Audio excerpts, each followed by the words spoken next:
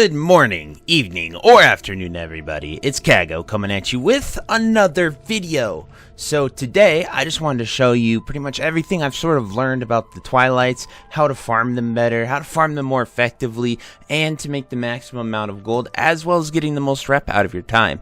And so I wanted to, the first video we had, I showed you guys up here farming over here, and now we're down south here at the southern Twilight camp. And why we chose this is because it's quite far away from the usual camp. And what makes that good is it gives you the ability to have less competition. And you might be asking yourself, why am I in a group here? Why do we have 4 people or 5 people farming? And this isn't sort of to really hinder ourselves, but it actually helps a lot. And why does it help? Because what we do here is we put it on free-for-all loot.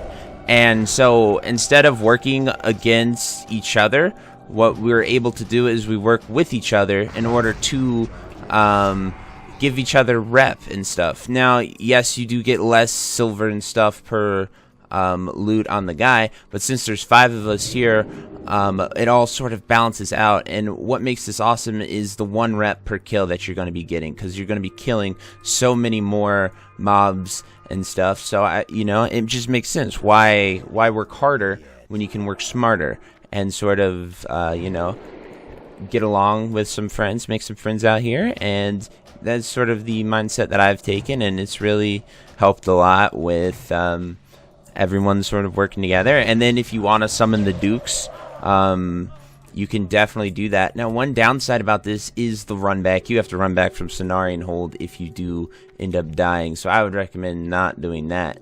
But another thing I want to show you guys is if you are a mage or have a mage in your group, you can use Amplify Magic right here, or it's Magic Attunement here, and it makes your stuff 50% better. And if you give it to everyone, these guys really don't even hurt you, and it's kind of insane.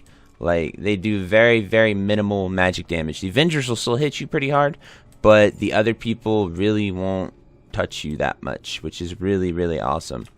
But yeah, every time you get a set, just sort of summon them, you fight them. I like to help the people in here.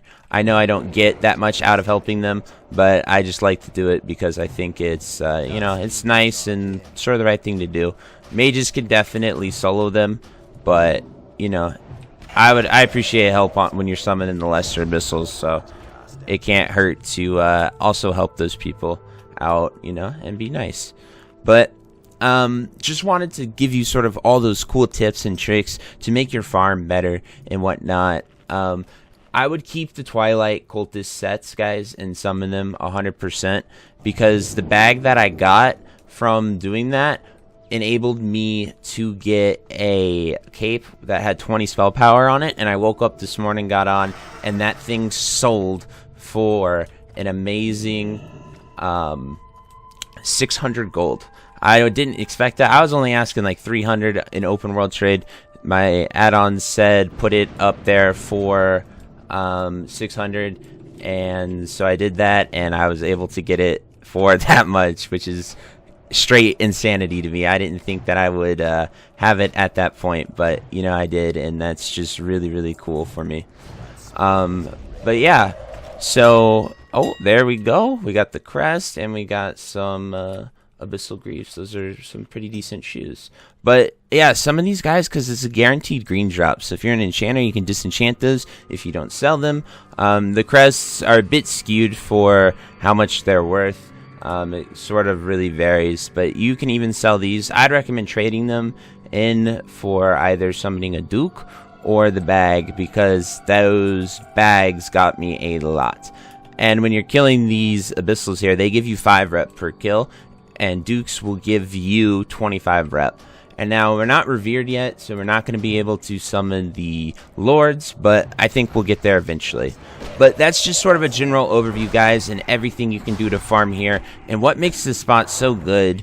I honestly prefer this as a mage opposed to ZG. One, because it's a really, really tough rep grind, and everyone's here doing it, so it makes it much better with a group of people.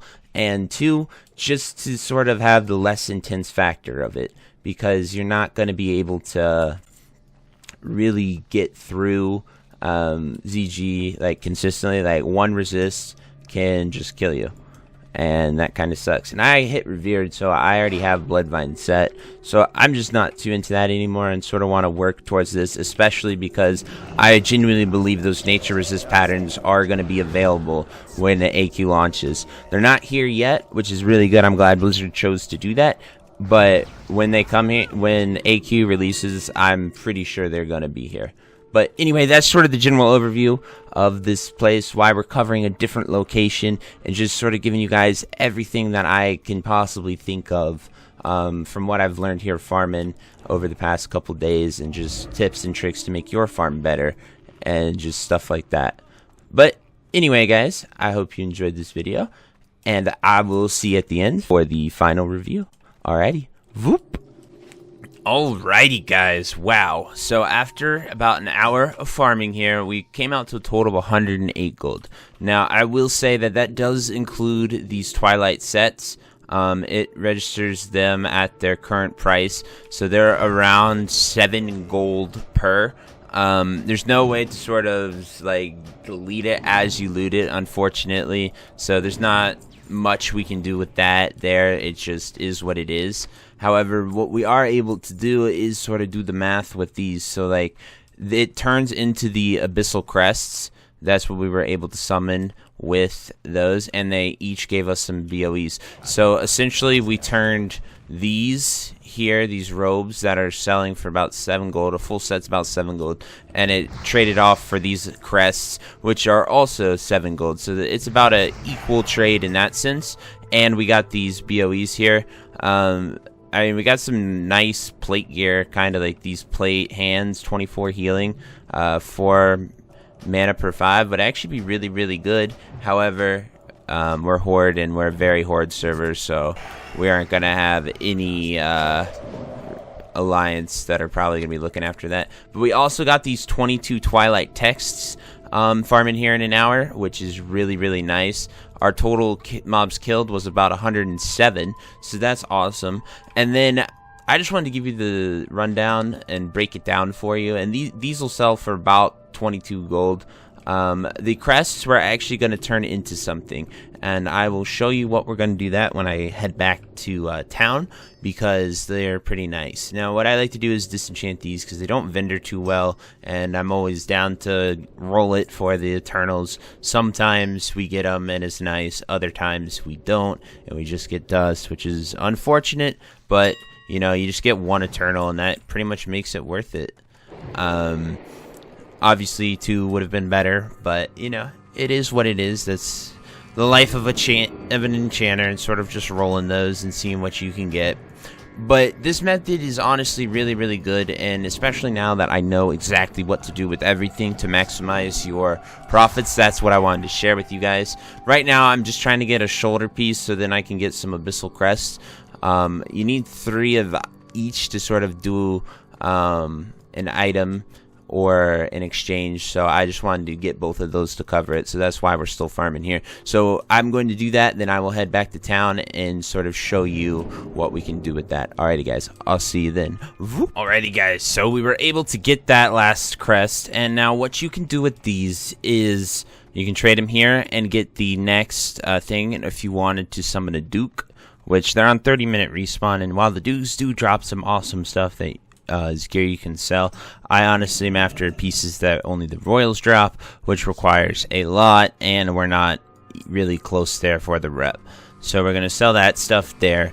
Options with the Twilight text. Obviously, you can sell these. These sell for about 1 gold and 15 silver right now on my server.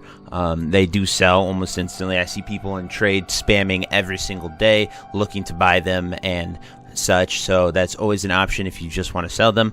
You can turn them into Hermit over here, and he will mail you some gear, or he'll mail you some letters which can have some recipes that make gear. It's just shadow resistance gear, so it's not really good. I haven't really seen an issue for it, but it is tailoring and blacksmithing pieces. I haven't seen any use for them. They're pretty expensive. if there does become a use for them, then I would recommend doing that. But right now, I would recommend either saving them and turning them into boar once you hit revered, because revered to exalted is a pain. They give 100 rep per 10, so you're gonna need a lot, of course, but you can turn them in and get your rep up there. But what I'm actually going to do here with the abyssal crests is come to boar, and I'm going to turn in these crests, and you get a bag of spoils. And the reason you want to do this is because the bag of spoils can have some amazing BOEs in them, such as that 20 spell power cloak, or the maiden circle, and just some other awesome things. So that's why I am going to do this, and we're going to roll these bags and just hope we can get some really good stuff, as well as these that just gave us 100 rep. So we're going to open these, and we didn't get anything good out of that one, and roll it here. Okay, we got an elemental fire, so that's not the best. Definitely would have been better off probably just straight selling those or not. But if you're into gambling and you get lucky and you get some of those super expensive blues like I did, I was able to sell that cape for 600 gold this morning. Yeah, I was shocked that it sold for that, but you know, it did, and that's what we got. So those are just all the options you can, guys, but you can really get lucky or just get some good stuff here. And it's just sort of knowing what to do with this stuff and all your options to get you the most profit. But you know, in an hour here, we're upwards of 130 gold is what this is showing. Obviously that takes a lot of math and trading off and sort of doing it all, but I mean, you can get 100 gold an hour, like just straight out doing it, especially if you just sold everything and weren't really concerned about rep. So just wanted to be clear with all that and sort of let you guys know everything you can do. Alrighty guys, thank you so much for watching. I hope you enjoyed this video. I'll see you next time. Whoop. Alrighty guys, so actually I made a big mistake here. Those are actually just bags of spoils, and we want sacks of spoils, and the sacks of spoils come from the dukes. So I'm so sorry about what I just said there. That is wrong. What you should be doing is coming here and going to this girl and getting the medallion of station. It'll cost you 1 large brilliant shard and those 3 crests. Killing the 3 dukes, however, before you have the rep and turning in, will yield those big bags of spoils, which can have the awesome BOEs that I mentioned. Doing the first quest, it only takes 1 in order to do it. So doing that first entry level part, definitely would recommend doing that, because you get a free bag, and who knows, your bag might contain the 20 spell power cape, or a maiden circle, or just some really awesome gear that can really make you a lot of gold still. I would do it right now, but I will say the dukes do require groups to kill. But just wanted to clear everything up, say so sorry I misread it and sort of looked at the wrong bag when I was doing that and what they can have.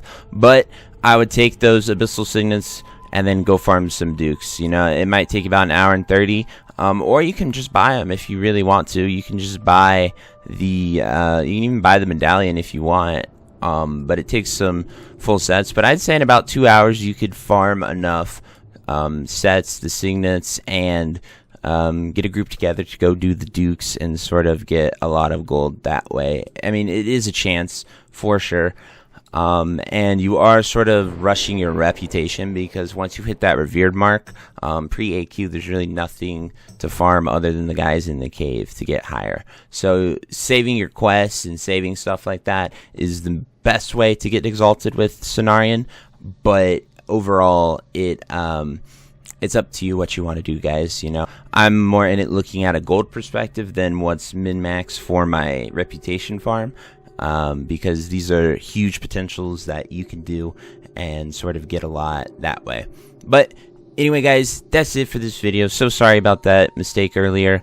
I just wanted to include that and sort of say I was wrong here now, because I was, and I wanted to sort of show you those options and possibilities are still there if you want to do it. Those bags, the lesser bags, aren't horrid. They can have greens, they can have elementals, but they don't have the big BOEs that I listed. So I just wanted to be super clear and let you guys know all that before you went out and sort of did stuff like that. But anyway, guys, thank you so much, and I hope you enjoyed this video. I'll see you next time. Please share it with them. It helps me out a ton and allows me to keep doing what I love every single day, and that is gaming and sort of helping people any way that I can. So finally, thank you so much, and I hope you have a fantastic day. Goodbye.